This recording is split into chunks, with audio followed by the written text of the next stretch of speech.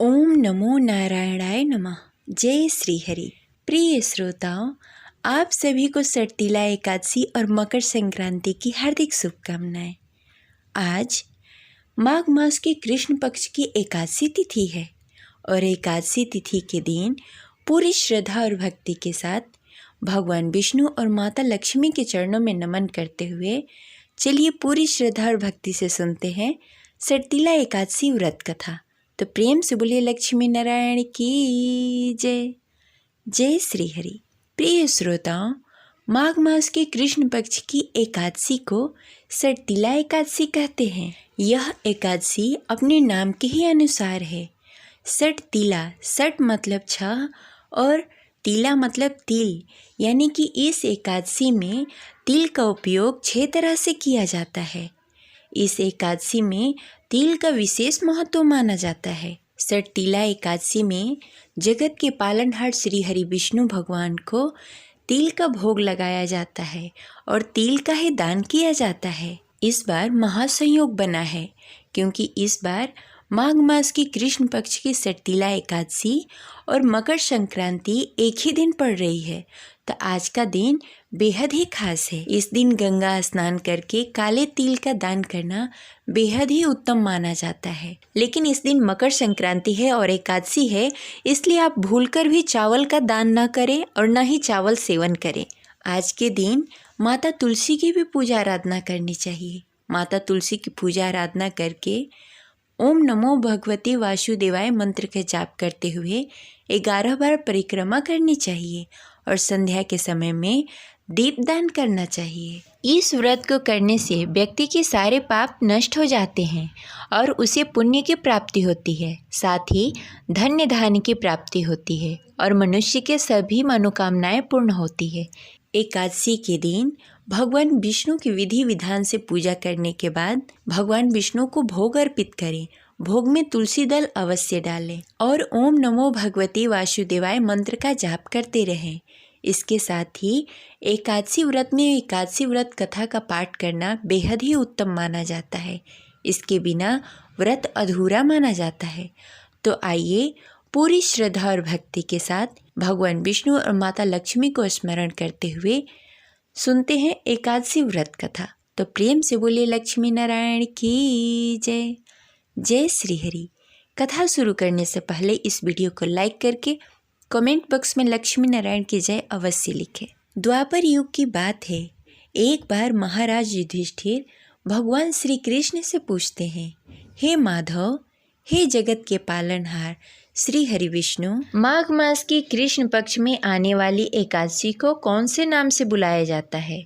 उसके लिए क्या विधि है? उसमें किनकी पूजा की जाती है तथा उस व्रत को करने से कौन से फल की प्राप्ति होती है? आप कृपा करके विस्तार पूर्वक बताइए। भगवान श्री कृष्ण बोले, हे धर्मराज युधिष्ठिर, सुनो, माघ मास की कृष्ण पक्ष में पड़ने वाली एकादशी को सटतिला एकादशी के नाम से जाना जाता है, जो सब पापों को नाश करने वाली है। इस एकादशी को पाप हरणी एकादशी के नाम से भी जाना जाता है। अब तुम सटतिला की पाप हरणी कथा सुनो, जिसे मुनि श्रेष्ठ पुलस्त जी ने दाल्भय से कहा था। एक समय की बात है, दाल्भय ऋषि ने पुलस्त ऋषि से पूछा कि हे महाराज, पृथ्वी लोक में मनुष्य ब्रह्म हत्या महापाप करते हैं, पराये धन की चोरी तथा दूसरे की उन्नति देखकर ईर्ष्या करते हैं, साथ ही अनेक प्रकार के व्यसनों से फंसे रहते हैं, फिर भी उनको नरक प्राप्त नहीं होता। उनका क्या कारण है? वे न जाने कौन सा दान पुण्य करते हैं जिससे उनके पाप नष्ट हो जाते हैं। यह सब कृपा करके आप कहिए। पुलस्त मुनि कहने लगे, हे महाभाव, आपने मुझसे अत्यंत गंभीर प्रश्न पूछा है। इससे संसार के जीवों का अत्यंत भला होगा। इस भेद को ब्रह्मा, विष्णु, रुद्र तथा इंद्र आदि भी नहीं जानते, परंतु मैं आपको यह गुप्त तत्व अवश्य बताऊंगा। उन्होंने कहा कि माघ मास लगते ही मनुष्य को स्नान आदि करके शुद्ध रहना चाहिए। इंद्रियों को वश में कर काम, क्रोध, लोभ, मोह, अहंकार, ईर्ष्या तथा द्वेष आदि का त्याग कर देना चाहिए। भगवान का स्मरण करना चाहिए। पुष्य नक्षत्र में गोबर, कपास, तिल मिलाकर इसके कंडे बनाना चाहिए। उस कंडे से 108 बार हवन करना चाहिए। उस दिन मूल नक्षत्र हो और एकादशी तिथि हो तो अच्छे पुण्य देने वाली नियमों का ग्रहण करें। स्नान आदि नित्य क्रिया से निवृत्त होकर सब देवताओं के देव श्री भगवान का पूजन करें और एकादशी व्रत का धारण करें। रात्रि को जागरण करना चाहिए। इसके दूसरे दिन धूप, दीप, नैवेद्य आदि से भगवान का पूजन करके खिचड़ी का भोग लगाएं। तत्पश्चात पेठा, नारियल, सीताफल या सुपारी का अर्घ देकर स्तुति करनी चाहिए।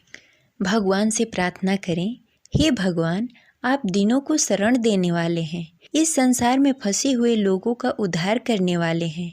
हे पुण्यकाक्षे, हे विश्वभावन, हे सुब्रहाय, हे पूर्वज, हे जगत पिता, आप लक्ष्मी जी के सहित इस तुच्छ अर्घ को ग्रहण करें। इसके पश्चात जल से भरा हुआ घड़ा ब्राह्मण को दान करें तथा ब्राह्मण को श्याम गौ और तिल पात्र देना भी उत्तम है। तिल स्नान और तिल भोजन दोनों ही श्रेष्ठ हैं। इस प्रकार जो मनुष्य जितने तिलों का दान करता है उतने ही 1000 वर्ष तक स्वर्ग में वास करता है। तिल का स्नान, तिल का उबटन, तिल का हवन, तिल का तर्पण, तिल का भोजन तथा तिलों का दान, ये तिल 6 प्रकार के हैं। इसके प्रयोग के कारण यह षष्ठ तिला एकादशी कहलाती है।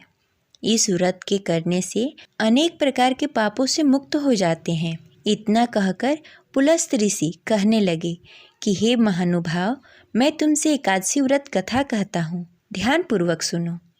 एक समय की बात है, नारद जी ने भगवान श्री विष्णु से यही प्रश्न किया था और भगवान ने जो षष्ठ तिला एकादशी का महात्मा नारद जी से कहा था सो मैं तुमसे कहता हूँ। भगवान ने नारद जी से कहा कि हे नारद, मैं तुमसे सत्य घटना कहता हूँ, ध्यानपूर्वक सुनो। प्राचीन काल में मृत्यु लोक में एक ब्राह्मणी रहती थी। वह सदैव व्रत किया करती थी।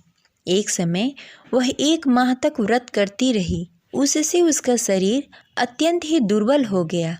यद्यपि वह अत्यंत बुद्धिमान थी तथा उसने कभी भी देवताओं और ब्राह्मणों के निमित्त अन्न तथा धन का दान नहीं किया था। इससे मैंने सोचा कि ब्राह्मणी के व्रत आदि से अपना शरीर शुद्ध कर लिया है, अब इसे विष्णु लोक तो मिल ही जाएगा, परंतु इसने कभी अन्न का दान नहीं किया, इससे इसकी तृप्ति होना कठिन है। भगवान ने आगे कहा, ऐसा सोचकर मैं भिखारी के वेश में मृत्यु लोक में उस ब्राह्मणी के पास गया और उससे भिक्षा मांगी। वह ब्राह्मणी बोली, महाराज, किस लिए आए हो? मैंने कहा, मुझे भिक्षा चाहिए। इस पर उसने मिट्टी का ढेला मेरे भिक्षा पात्र में डाल दिया। मैं उसे लेकर स्वर्ग में लौट आया। कुछ समय बाद ब्राह्मणी भी शरीर त्याग कर स्वर्ग में आ गई। उस ब्राह्मणी को मिट्टी का दान करने से स्वर्ण में सुंदर महल मिला, परंतु उसने अपने घर को अनादि सब सामग्री से शून्य पाया। घबराकर वह मेरे पास आई और कहने लगी कि हे भगवान, मैंने अनेक व्रत आदि से आपकी पूजा की, अनादि सब वस्तुओं से शून्य है, इसका क्या कारण है?